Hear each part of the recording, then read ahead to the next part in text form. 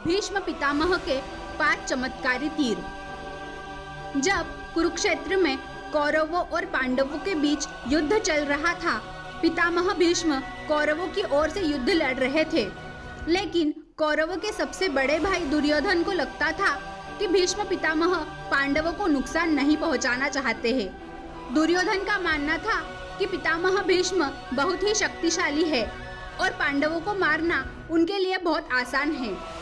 इसी सोच में डूबा दुर्योधन भीष्म पितामह के पास पहुंचा।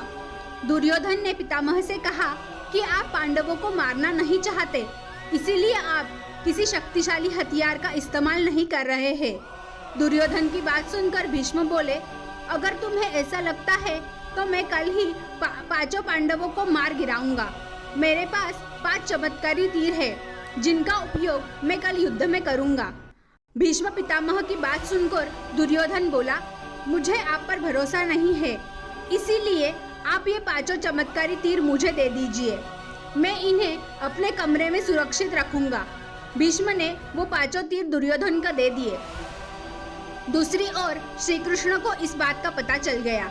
उन्होंने अर्जुन को इस बात की जानकारी दी। अर्जुन यह सुनकर घबरा गया और सोचने लगा कि इस मुसीबत से कैसे बचा जाए। श्री कृष्ण ने अर्जुन को यह याद दिलाया कि एक बार तुमने दुर्योधन को गंधर्वों से बचाया था। तब दुर्योधन ने तुमसे कहा था कि इस एहसान के बदले तुम भविष्य में मुझसे कुछ भी मांग सकते हो। यह सही समय है, तुम दुर्योधन से वो 5 चमत्कारी तीर मांग लो। इसी तरह तुम्हारी और तुम्हारे भाइयों की जान बच सकती है। अर्जुन को श्री कृष्ण की सलाह बिल्कुल सही लगी। उसे दुर्योधन का दिया हुआ वचन याद आया। ऐसा कहा जाता है कि उस समय सब अपने दिए हुए वचन जरूर निभाते थे। वचन तोड़ना नियम के खिलाफ माना जाता था। अर्जुन ने जब दुर्योधन को उसका दिया हुआ वचन याद दिलाया और 5 तीर मांग लिए तो दुर्योधन मना नहीं कर सका। दुर्योधन ने अपना वचन निभाया और वो तीर अर्जुन को दे दिए। इस तरह श्री कृष्ण ने अपने भक्त पांडवों की रक्षा की।